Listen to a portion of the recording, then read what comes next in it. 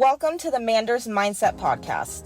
Here you'll find both monologue and interviews of entrepreneurs, coaches, healers, and a variety of other people, where your host Amanda Russo will discuss her own mindset and perspective and her guest mindset and perspective on the world around us. Manders and her guests will help explain to you how shifting your mindset will shift your life.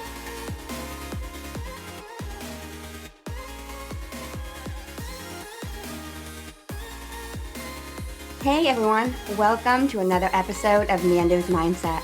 As always, I'm your host, Amanda Russo, and I am here today with a very special guest.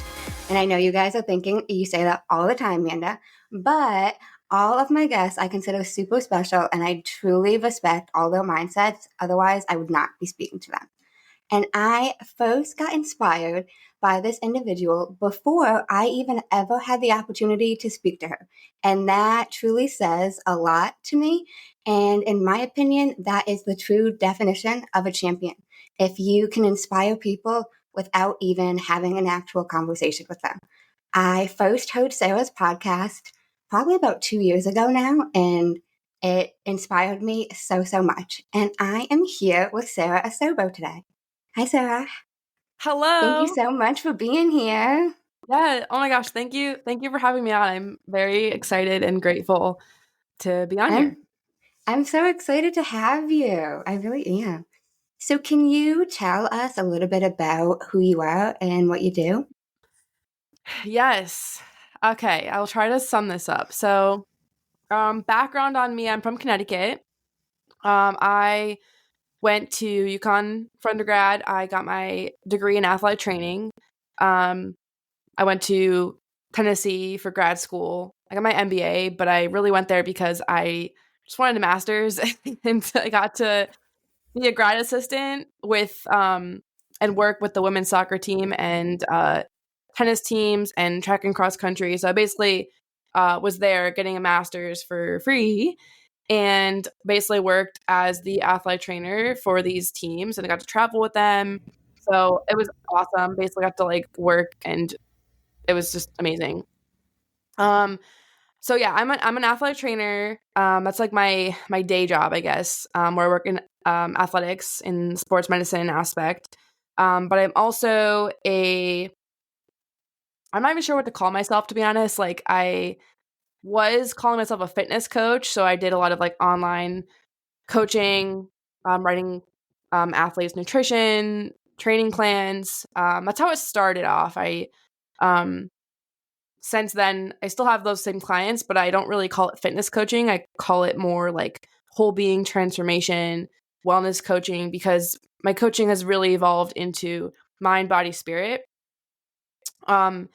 And I'm also an athlete. So I've been an athlete most of my life. I used to play soccer, kind of until high school. Through high school, I did track a little bit. I did dance a little bit. And then I did bodybuilding. So I competed in competitive bodybuilding for a while. And so with all of that, I have learned through my experience as an athlete, as an athletic trainer, being a coach, kind of gotten to see a lot of what's going on in the fitness industry, in athletics and in sports, because my heart is in that. I've always been fascinated with elite athletes, and I've kind of come to realize I really want to shed light on a lot of parts of fitness and athletic training, fitness and athletics that I have gotten to experience personally and just witnessing. I think that, yeah, I want to shine light on, we probably could talk more about that, but I want to shine light on a lot of the stuff that I think really needs to change, around being an athlete, around our health, around our wellness. Yeah, and then I love coffee. I love adventuring, like hiking, camping. I love sunrises and sunsets. I'm pretty deep soul, so having really deep conversations. Oh, and I'm a life coach. I'm in a life coaching program. Didn't even say that. Yeah, so kind of do it all. I kind of want to help people transform their body and their mind and honor their soul and kind of do all of that. So that's where I'm at. I love it. So what made you first decide to get into athletic training? So, pretty classic story is I was an athlete and I got hurt. And I went to my own athletic trainer at my high school. I went to physical therapy. I tore my ACL, which is a ligament in your knee. Pretty classic knee injury. You're out for a while. So yeah, I tore my ACL. I was out of soccer. I missed pretty much my whole senior season. But I just talked to my athletic trainer at my high school, and she's just like literally the coolest person ever. I still talk to her. It was like 10 years ago. And then just the process of, my own recovery. I really enjoyed like the physical therapy part of it, like the physical recovery, but also like there's a mental piece to it too. And getting to work with athletes is like, I literally say I get paid to watch sports and work with athletes. So it's pretty cool. And that's pretty much how I got into athletic training. Wow, that's awesome. So how did you, after you got into athletic training, how did you go into getting into bodybuilding? So I got into bodybuilding because my dad used to do bodybuilding. He competed in a few shows. I would like see his trophies and he showed me pictures and stuff, and I just thought it was like so cool. So he's actually the one that I asked to bring me to the gym for the first time in high school. I was like, Dad, I want to go with you. I want to get really strong. I want to look strong. And so I actually just fell in love with like the process of lifting.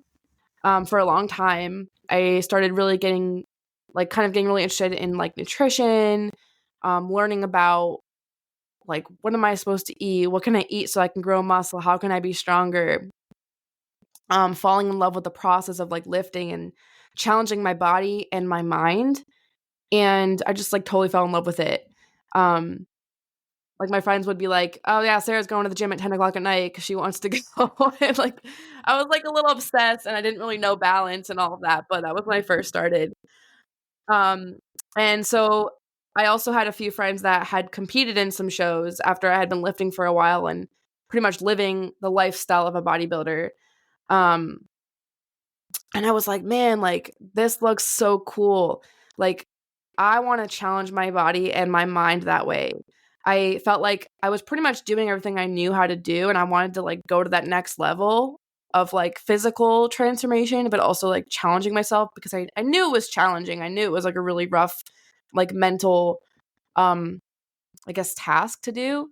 And so I did my first show and I just like totally fell in love with it. The process of it, the lessons I learned just from my first prep that can translate into like any goal. Like any goal that you have, you can use the same lessons that I learned from bodybuilding. And that's another thing like I'm really passionate about with like athletics is that there's so many lessons that it teaches us, and there's so many opportunities to grow as an individual that I want to like shine light on. Like I think a lot of people miss that. They just see like, oh, I want to look fit, or I just want to look cool, or I don't like my body, so I want to change it, or like I just even like in more like functional athletics, like I think a lot of athletes miss out on like these lessons that can be taught.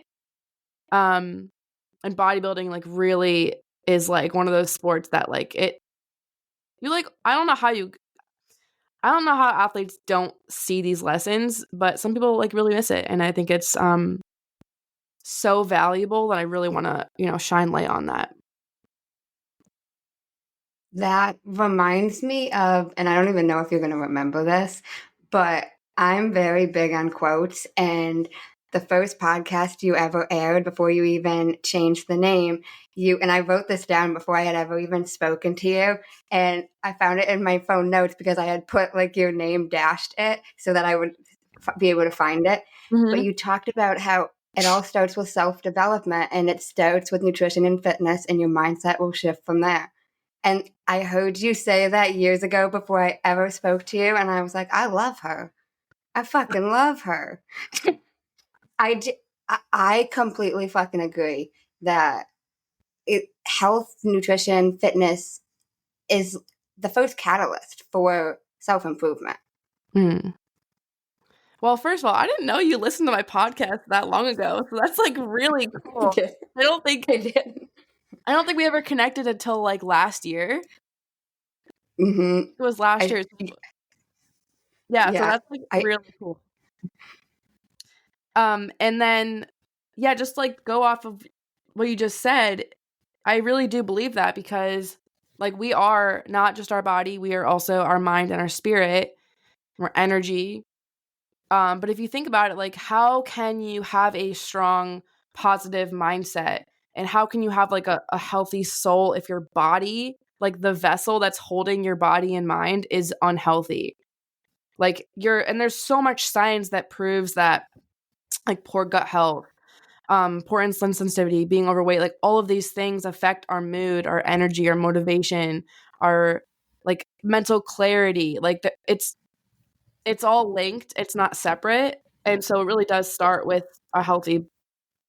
You could start really anywhere, but your body's got to be healthy if you want to have a healthy mind and literally live your best life. I completely agree. And I agree that once you start to change your health, whether you start it with fitness, whether you start it with nutrition, or if you start it with both, your mindset is guaranteed to change from there. Guaranteed. Especially if you have an open mind. Yeah. Why do you think a lot of athletes don't recognize like the mind, body, soul of it? That's a good question. I think part of it is that a lot of athletes aren't like even told about this. I don't think it's even like in their awareness. Especially if you're an athlete who like their intention is solely focused on like maybe the wrong intention. Like it's a good question. I think it's like definitely part of it is awareness, like not even being aware of these lessons that it can teach you. But I think it's also, like I said, the intention and like where's that focus going? I see a lot of like sports teams or even like individual athletes, their intention is in the wrong place. Like, for example, if it's like a bodybuilding athlete or even like a lifestyle, like individual, a lifestyle athlete wanting to like change their body, if they're going into it with the intention of like, I don't like my body, I want to change it, you're not going to see all these lessons that it can teach you because you're going in it from like a place of lack and like almost self-hatred. If you're an athlete who is on like a sports team and you're like solely focused on like the outcome of like winning, nothing's wrong with that. Like that's important. Like you should have that goal to win. But it's about like taking a step back and seeing the bigger picture. At the end of the day, a sport is a game, and so it should be fun. But I feel like when we can take a step back and not only remember that it's about fun, but also see the bigger picture of like, what is it teaching us? When we actually do that, the performance actually improves.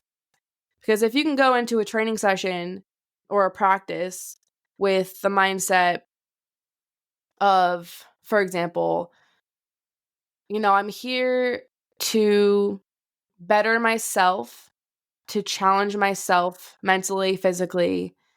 I am here for my team. I am here to have fun.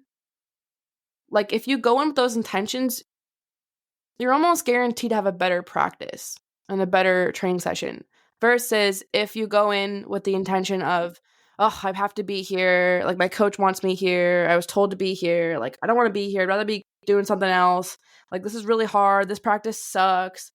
Like you're going to have a different outcome from that practice just by the intentions and the mindset that you have. So if you can go in with like a different mindset and different intentions and like see that bigger picture that you're here to grow and have fun, it's like it just is linked to the better outcome, you know? No, I agree. It reminds me of what you were saying before we started recording about some people have this like grind, like go about them, which isn't bad, but sometimes it comes from like a place of lack or a negative place. You know, it also reminds me an old fitness coach that I worked with. He wanted me training to failure, which of course like is great. But he had said to me to picture as if he was holding a gun to my head or to someone I love's head to keep getting the rest of the reps. And that was more alarming to me than motivating. Mm. It didn't make it fun. It made me, I had more fear in my head. Not that I actually thought someone was going to shoot me, but I didn't have the positive, fun mindset. Like, you've got fucking more reps, Amanda. Let's fucking go. I had the, oh shit mindset. Mm. What are your thoughts on that? Oh, that's a good question. So I actually used to have that mindset, which is, I think, what makes my new perspective so powerful. I used to train and operate from a place of lack. And it worked for a while where I saw a lot of results, but after a while it stopped working. It stopped working for me as an athlete, for me as a business owner, as a coach. I had to like shift that. So I will say that like everyone's different. Like everyone's going to have something different that's going to motivate them. So for some people, like that might work for them in the moment. But I think that's kind of like almost like surface level. I think it needs to be more of what is your why deep down? Because if you're training and with that mentality of like there's a gun to your head and it's more of like out of a scarcity lack mindset, that can last for a while. But ultimately, a better question would be like, what is your why? And this why needs to come from like deep within, from a place of love, because I feel like almost like you're going to just eventually get to the point where like if you're just doing it because you're scared, you're almost going to like, for me, I was like, I didn't care anymore. Like I didn't care about training anymore. I didn't care about like wanting to challenge myself because it was like so like draining of coming from that place, versus now I train because I want to take care of my body. I care about my body, but also like I go in with the mindset of I want to challenge myself physically and mentally. And it's like this feeling of like love for myself. Like I love myself so much that I'm willing to challenge myself. And I know that I am limitless. So I want to go in and like show this limitlessness. That's a word. Like I want to go in and I think train it and is. like push my limits because I can, because I am powerful, because I'm more than capable. So it's like that mindset shift is so much more powerful than coming from a place of like fear and lack. I completely agree. You mentioning about coming from a place of love makes me also think of another thing we were talking about off air in terms of grinding less in terms of all areas of life. Even I used to be such a workaholic. Mm-hmm. Same. I haven't talked about this on that many podcasts, but back during COVID, I worked at a group home and they were open 24/7. So I was an essential worker. We didn't have any time off. And I didn't have the best living situation at the time. So I was trying to work all the time to the point where they even were 24 hours because like the kids had to be somewhere. well, I would sign up for overtime shifts, and they called me into the office once and they were like, Amanda, you're like legally not allowed to work this many hours. And I was like, why? I'm free. And they're like, it's like against the law. And I was like, can you show me this law? And they're like, you can't work 24 hours straight. And I was like, but I could. I technically could. Like, Yeah. and that also was from a place of a lack of love, looking to distract myself, looking to the fear-based mindset. Has anything helped you shift away from that? Because I can even tell, even without you saying it, that you have shifted that mindset as well. Yeah. Oh my gosh. I don't know if I can answer this question in just like a couple moments, because this has been like a really big shift for me, and it took me a while to like I make that get mental that. shift. So wait, actually repeat your question, because I'm making sure I answer it right. It's just, did anything help you shift your mindset to from like a fear-based mindset to more of a loving yourself, respecting yourself mindset? Not just in terms of fitness, in terms of working, in terms of your whole life. Honestly, what took me to make that shift was getting to the point of total burnout and literally feeling like God was like, Sarah, you need to stop. Because I tried pushing through it and I just couldn't. And I was like, all right, well, I finally surrender. Like, I can't move I can't do anymore. My body's exhausted. I'm mentally exhausted. I have no creativity. Like, that's what took me to get to the point of like, okay, there needs to be a change. And through that process, it's been like a year and a half of like really like stepping back. I've realized that I'm actually more productive. I'm more creative. I feel better physically, mentally. I'm more in touch with my intuition because I've taken a huge step back. I used to put so much of my energy into my training, into developing my business.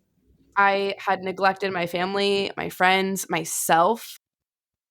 And I had to take a long time to really change that and shift, pretty much put as much energy as possible back into myself, my family, and my friends, and put as pretty much like the minimum into my coaching for me to realize that I'm actually able to give more as a coach, as a leader, as an entrepreneur when I prioritize my own energy. So it really took me like some time and feeling super uncomfortable to realize that, but now I am seeing the proof that the grind doesn't really, it works for a little bit, but it's not long term. It's not sustainable. And it's actually more efficient and more fulfilling and better when we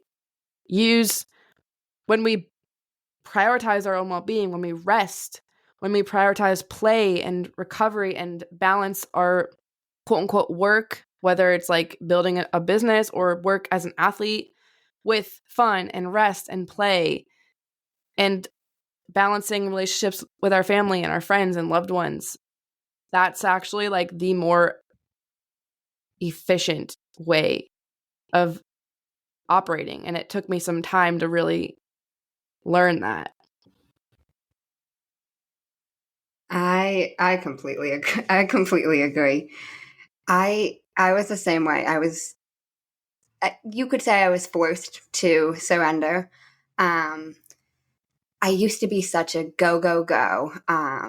Said yes to everything, was always working, even in terms of friends wanting to see me, even if I'm working crazy hours, I'll make it work. And there was, I don't remember exactly when, but it was 2022 sometime, and I was heavily caffeinated all the time, hardly had any sleep, was go, go, go, go, go. And there was a night, friends of mine were having a fire. Of course, I wasn't going to miss it. And I didn't think I was too tired to drive home, but they were like, are you sure you don't want to spend the night? No, I'm fine. Well, I ended up falling asleep at the wheel, and I got woken up because I got pulled over because multiple people had called because I was traveling through all 3 lanes on the highway. Oh my gosh. And I had an hour drive home, and the last thing I remember, I was like 22 minutes away from home. Then I looked at the GPS again when I got pulled over, and I was 9 minutes away. And that time difference, I have no recollection of still driving. Oh my God. And that was, that was my reality check. And I was like, what the fuck? And the cop was super nice. He could tell I wasn't like under the influence of anything, but he was just like, are you okay? And I was like, yeah, I'm just really tired. And he's like, well, you've been swerving. I was like, oh, you saw me? And he's like, no, I got 3 calls. And I was like, fuck. Okay. And I was also not prioritizing needs. I didn't realize that my car registration had expired a month before. So I wasn't even allowed to drive the rest of the 9 minutes home. They had to tow my car to my house. It was a big fucking reality check for me to be like, even the cop was like, you might want to reevaluate some of the decisions you're making. And I was like, okay, I guess that's true. I guess that's true. And Wow. because he was like, this is expired. And I was like, no, it's not. And he's like, it is. And I was like, can I see that? And he's like, right here, last month. And I said, I had no idea. He goes, yeah, you want to check these. And I'm like, yeah. Wow. It forced me to surrender. You're lucky no one got, like, everyone was okay. Like, I'm glad you're okay. I know. I was also the same chick who was working at the group home, and then I was also at a law office. But of course, I didn't leave the group home because I was still going to help out. I was still going to do everything. I'd work till 5 o'clock at the law office, and then sometimes work 6 to 11 at the group home. Just, I'm going to help everyone, but I wasn't helping myself, even in small, stupid ways. Like, I didn't notice the registration had expired. Like. And that all came from like a lack of love, a lack of prioritizing myself. And it wasn't until I was forced to be like, what the fuck are you doing? Like, what the fuck are you doing, Amanda? Wow. I feel like also it is a lack of like love, but it's also a lack of trust and belief, because if you believe trust and belief in who? Myself? Yourself, and also I'd say like God and the universe. Like, and I say yourself like generally, but like I'll speak from my own experience. Like if I had really trusted that I was going to be successful as an athlete, as an entrepreneur, I would know that what I'm doing each day is enough and that I'm going to get there. But instead, I didn't have that full trust, and I felt like I needed to just always be working because I didn't think I was doing enough. So it's really like a lot of deeper beliefs, but a huge part of it is trust, because I think of it from my perspective. I think of it from a team like who's working towards like a championship, right? Like if they really believed, I actually literally spoke to a college team the other day and talked about this. But if you really believe that you are going to be the champions and you're working hard and you have the faith, like you know that you're just doing enough in each practice, in each session.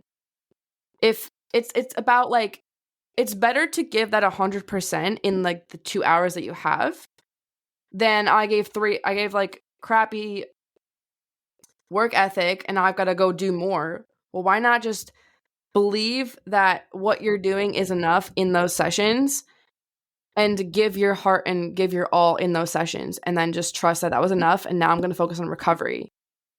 Because recovery is a huge aspect of performance too. So I can kind of go into different directions, but I really think it does come down to trust too. Trust that it's all going to work out as long as you are doing your part. You don't need to do all this extra stuff, you know? Yeah, I agree. And when you mentioned like giving 100% instead of less than to certain things, that made me also think of even in terms of your goals. Like I have this mindset, but I would rather give 100% to 2 or 3 things than 50% to 5 things. Mm-hmm. Me too. I'd rather give my whole all than half my all to more things. Yeah. I feel like it's tough to change that mindset when you've been operating from that place of like, I'm doing a bajillion things and it seems to be working, but it actually, like I said, the more we actually like prioritize ourselves and rest, we're actually more productive. So like if you can give 100% into 3 things versus 50% into 10 things, probably going to see better results just by doing those 3 things, but putting your all into it.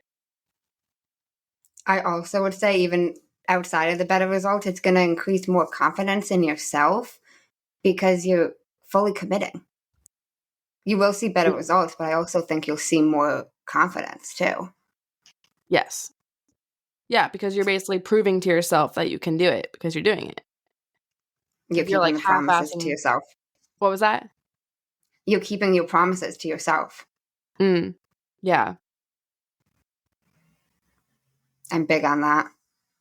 Now I am. Yeah. Mm-hmm. Yeah, I am too.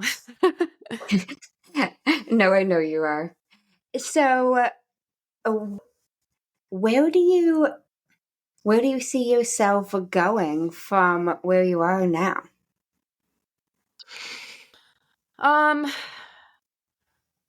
I don't like this question because I feel like I always say something and then it never turns out the way I think it is. But this is where I'm at now. Is I want to change the world of sports, athletics, fitness, by like teaching this stuff, and whether it's like speaking to different teams, doing more mindset, life coaching on a team level, individual level. I would love to like speak and work with all different levels of athletics, like up to the pro level. Definitely keep doing the podcast. And I feel like I'm just kind of going with the flow. So like I don't know exactly what's going to unfold. But I do really want to change those worlds of athletics, sports, fitness, because I just see how there's so much that can change in them for the better. And yeah, I wish I could give more specific answer, but I do want to speak and work with like those levels of athletics. Teaching the power of the mind, intention, balance, bringing back love into it. And then we'll see where it goes. So just trusting God at this point. No, I get that. And like surrendering to the unknown. Yeah. You mentioned that before we started recording. And just flowing with where you are and where things go. Yeah. I have been the kind of person who like needs to have all the answers and have a plan. And like one of the things when I was saying about surrender is I've been taught, like God's been like, dude, you got to surrender because like just stop trying to figure it out and let me show you. And there's just been like so many things that have been happening in my life that I couldn't have expected. Like I did that team talk with one of the basketball teams because I just was simply having a conversation with one of the coaches and it came up and I was like, I'll talk to the team. I'm literally training to do this. And that's something I've always loved doing. And so that's how that happened. So I'm kind of like letting things flow. And like there might be something that I don't know I'm going to do that God's going to be like, you're doing this. So, but I do see myself speaking and talking with teams and athletes around the world at different levels. I'm still fitness coaching. I don't like calling it fitness coaching, whole being coaching. So yeah, we'll see where it goes. But that's what I'd like to do. I love that though. And I love how you mentioned like opportunities you wouldn't have even thought of or expected. And I've noticed that as well myself, that things I would have never thought of. And I used to be such a fucking planner too. And I think that was even so much of my go because I knew you're doing this at this time, you're doing this for this long. And I internally felt like I had a sense of order, even though it was a little too chaotic. But I love how you mentioned, like, you don't know what opportunities God has in store for you. So just going with the flow is honestly one of the best things you can do. Yeah, it's tough to do that. And I feel like it's easier said than done, but just practice it. And I don't even know how to like, I don't know how to How to practice. No, yeah, one step at a time. It's life is full of unknowns, and the sooner you can embrace the unknown, and I'm no expert on that because I am still getting better at that, but the sooner you can start to do that, the easier life will flow. Yes. And as someone who's been this go-getter, always working, workaholic, I'm realizing that I actually don't need to work that hard, and believing in God, the universe is actually trying to help me. And so if I surrender, like things will just come to me, opportunities will come to me, and the path will be laid out for me if I just surrender. And that's been a huge lesson for me the past year and a half, and I'm still learning it, but I've made so much progress with it. So it like I said, it's much easier said than done, but just practice it. And eventually you're going to look back and be like, that makes so much sense. Like I get it now. Like when you're in it, you're like, what the heck does this mean? Like, Yes. how do I do this? Yeah, it's a process. Oh, that's so true. Oh, that's so true. So I want to transition a little bit, but what made you first ever start your podcast? Honestly, I was in a business coaching program, and I went to like a weekend like workshop, I guess, and they had us like kind of challenge ourselves and kind of like helped us see like how we could be speaking to more people and like doing more. And they mentioned podcasts, and I was like, I am starting a podcast. And I like kind of knew I wanted to start one eventually. So yeah, that's how I started it a couple of years ago. And I didn't really know exactly where I was going to go with it. Like I knew I wanted to kind of just share all my thoughts, but now I think my vision's much clearer. Where it is geared towards athletes, but at the end of the day, athletes are humans, and so it's for anyone. I feel like a lot of the stuff that I have talked about and I will be talking about moving forward will be really for anyone who just wants to develop themselves and literally like awaken their champion. That's why my podcast is called Awaken Your Champion, which really just means I believe that there's greatness within everyone. We are greatness down to the core. And so it's about how can I unleash that? How can I be that champion that I am within, whether it's through mindset stuff, how to perform and treat the body better, how to train better, energy, Maybe it's inspirational stories. It could be really anything along the lines of awakening your champion, your inner champion. Some. I don't know which podcast episode it was, but you talked about how we all have an inner champion and we all can achieve more than what we even realize. And I think that is so, so true for so many of us. A woman I spoke to recently on the podcast was talking about how so many of us play it small and are not living up to our full potential in any area of life. Mm-hmm. We definitely, most of us can do and achieve, not necessarily in the terms of the go, but like we're capable of more, whether it's in the gym and it's more reps, whether it's achieving more of those professional goals you want. Like we can all do more than we're giving ourselves credit for. And I truly believe that. Yeah, we are really limitless. I think of these like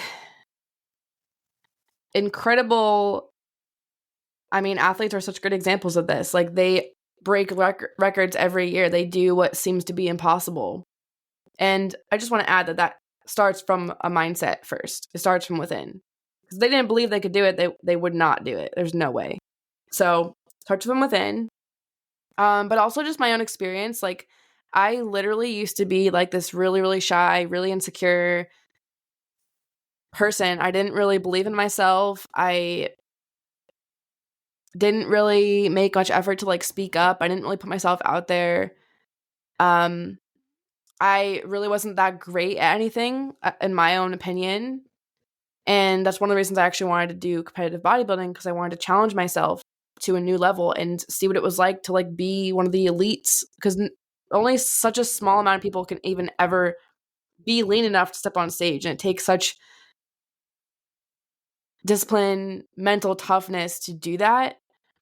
And there's just so much other growth I've made that I am just proof that you can literally change who you are. You can change who you're being. You can literally do whatever you want. Nothing's impossible. I also think of like the Wright brothers. I think of I'm a huge Harry Potter fan, and like J.K. Rowling, like she created a whole world in her head.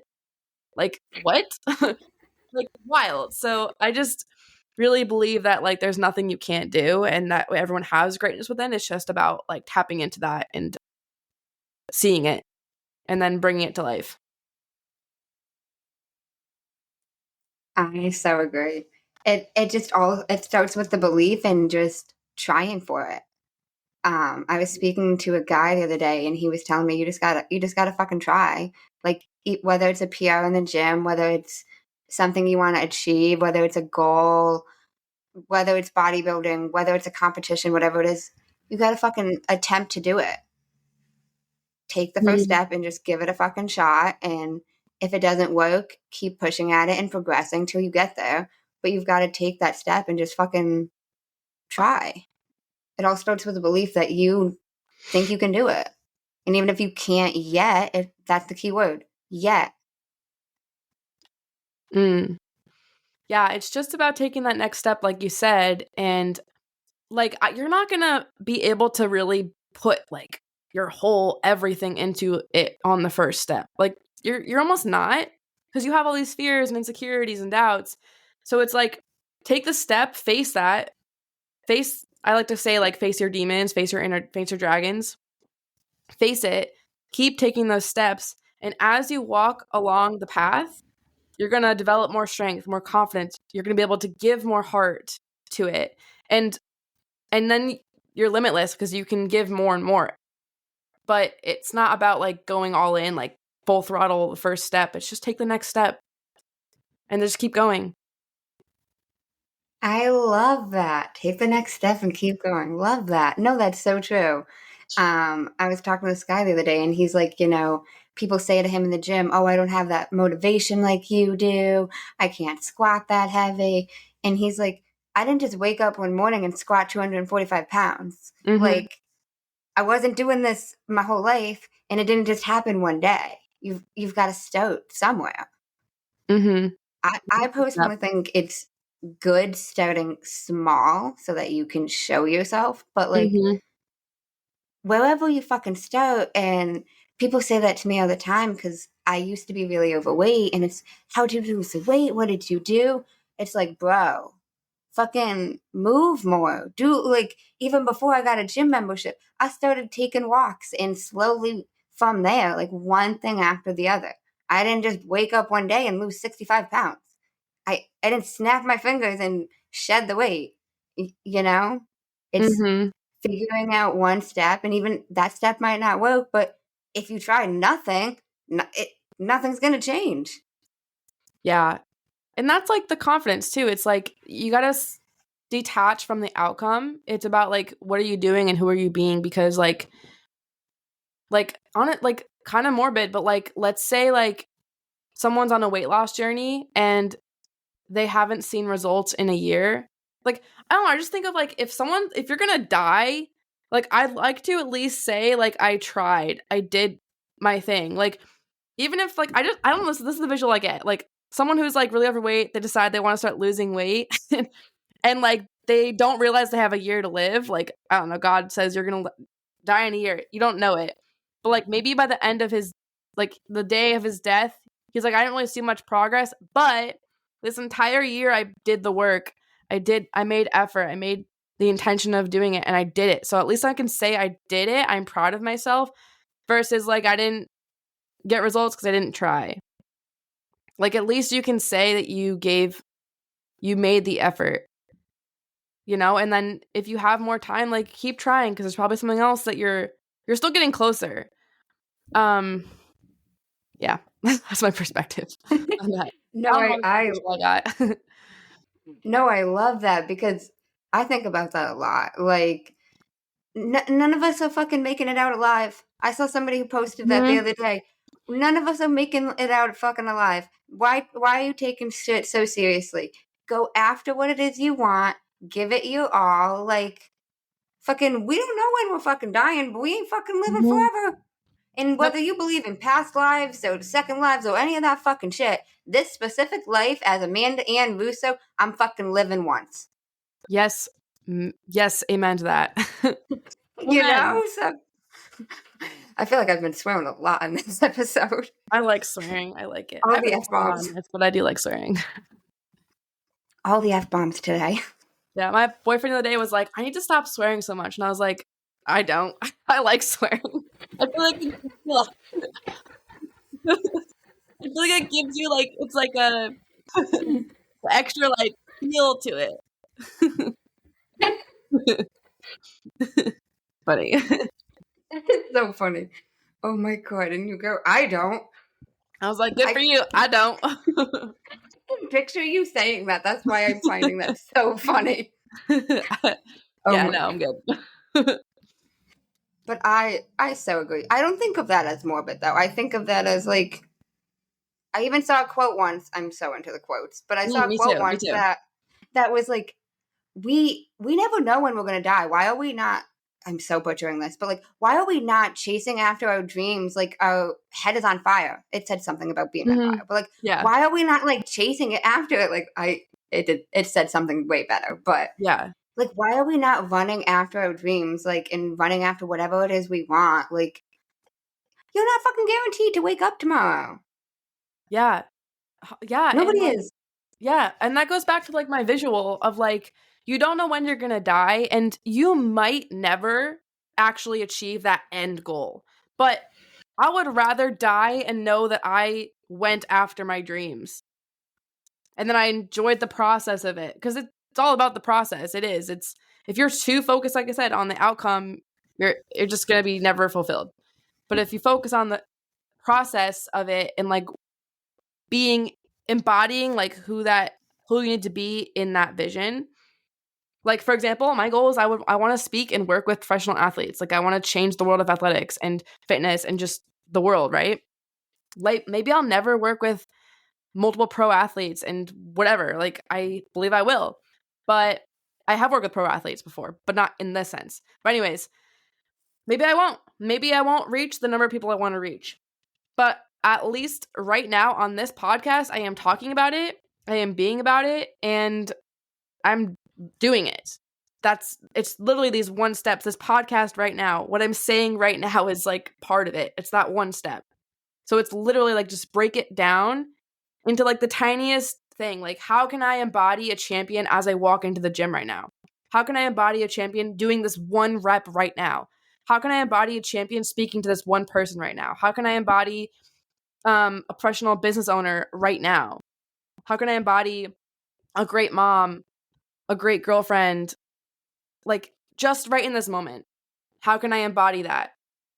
And that question, like asking yourself all the time, that's what's going to lead you to the results that you want, is just how can I embody being that person? I love that. I agree with that so much. And that also makes me even think of taking that first step, like you kind of mentioned, embodying that person, you know? Mm-hmm. Podcast I did a while ago with Sarah, who's a fitness trainer. And I had asked her like her suggestion for people who haven't been to the gym and are looking to get started. And she said, just go and even walk on the treadmill.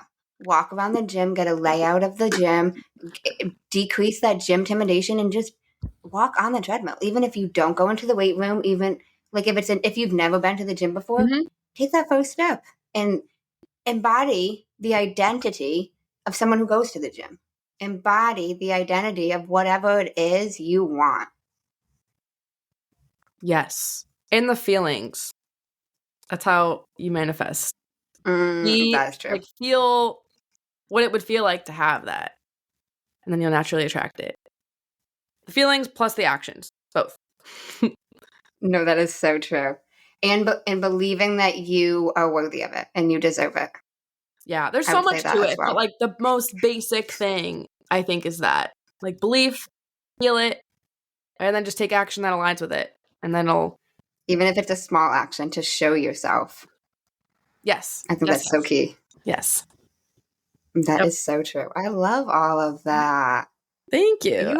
You are so wise, Sarah. Oh my gosh. Thank you. You really are. Of course.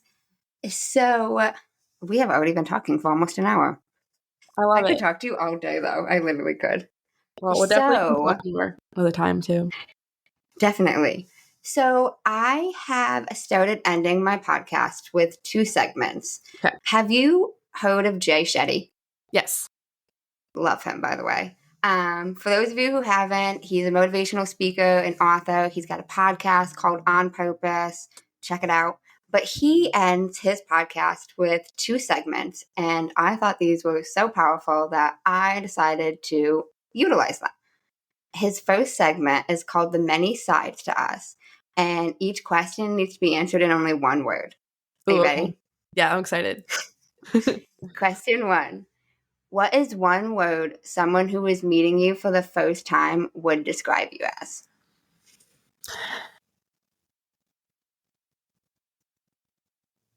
Bubbly? I don't know if that's right, but I'd say bubbly. Okay. Number 2. What is one word that someone who knows you extremely well would use to describe you? Relentless. Okay. What is one word you'd use to describe yourself?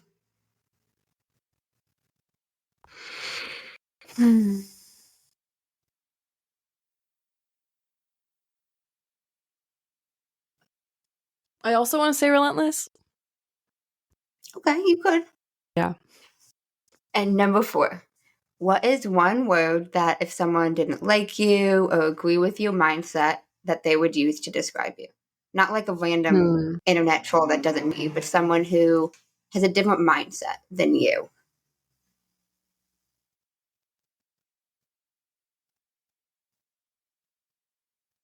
Dreamer.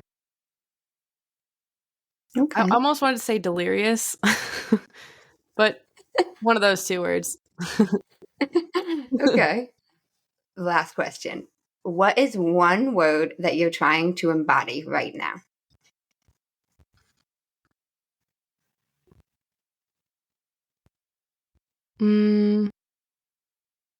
Leader.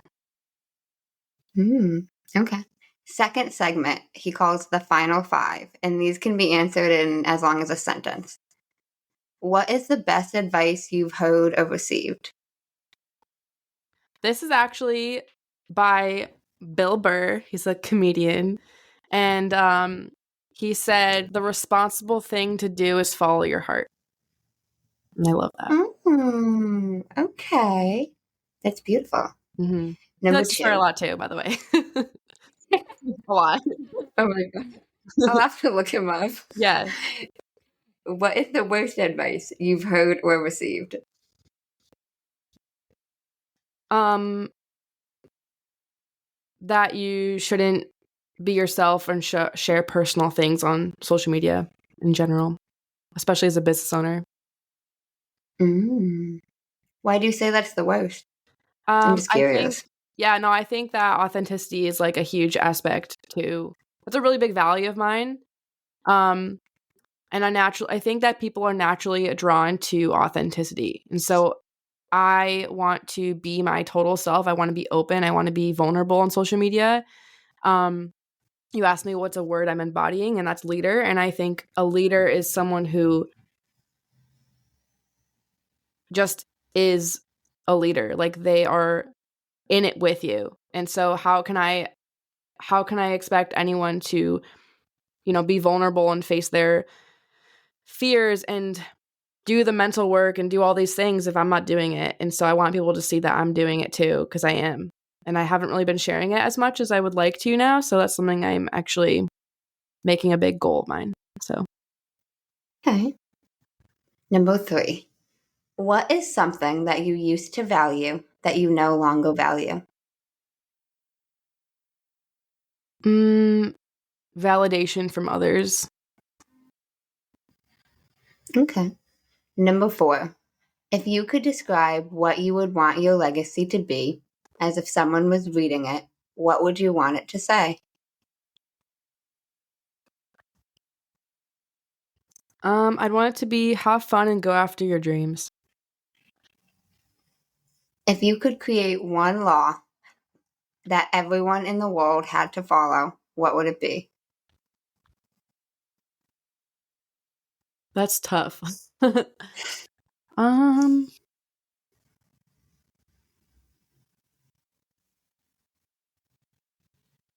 That's really challenging. That's a tough question. One law.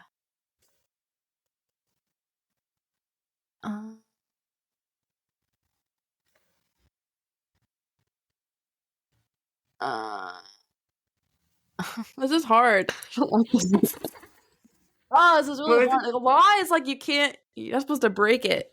I know what a law is. I know. I mean, you can break it, but you're talking to the paralegal. I know laws. All right, it's gonna be to self-reflect daily in a journal, at least one page, or speaking out loud. Just self-reflect daily. Okay, nice. Okay. Now, is there anything else you want to share with the listeners that I didn't ask you that you'd want to talk about? No pressure whatsoever, but I do just like to throw that out there in case.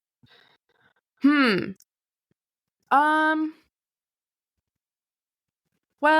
I hope that people got a lot of value out of this. I guess if I had to share like a message, it would be that you are more capable than you think, no matter who's listening. Like, even if you're really confident, like you could do more. And if you're not confident, you can do more. And just keep following like the whispers of your heart and what feels good to you, I think would be the message I would share. If you want to follow me and stay connected, my Instagram is Sarah Acerbo, Sarah with an H, Acerbo _AYC, Awaken Your Champion. My podcast is the Awaken Your Champion Podcast. And I do mindset life coaching and whole being transformation coaching. So if that's something you're interested in, like definitely reach out. And regardless, like I would love to, if anyone like got a message from this and you want to talk about it more, like I would love to connect. So definitely like connect with me on Instagram, and just I would love to hear what's on your mind. If you have questions or something spoke to you, I would really love to hear what came up for you. And that's Thank you and just so thank you. much. Thanks for having me. Of course. And I will link all of Sarah's info in the show notes. And I will say, I showed probably 2 years ago, a podcast on my Instagram story that she did with Keely about intuition. And then she reached out to me, and Sarah is one of the sweetest people I have ever had the pleasure of speaking with. So if any of this resonated with you, don't hesitate to reach out to her and let her know. But thank you so much for being on Manda's Mindset, Sarah. I super appreciate it. Yes, thank you so much for asking me to come on. Thank you for having me. I'm just really grateful, and I really hope that people listening really got some good stuff out of it, and I would love to hear what it was. So thank you again. Of course. Thank you. In case no one told you today, I'm proud of you. I'm rooting for you. And you got this. As always, if you enjoyed the show, I would really appreciate it if you would leave me a 5-star rating, leave a review, and share it with anyone you think would benefit from this. And don't forget, you are only one mindset shift away from shifting your life. Thanks, guys. Until next time.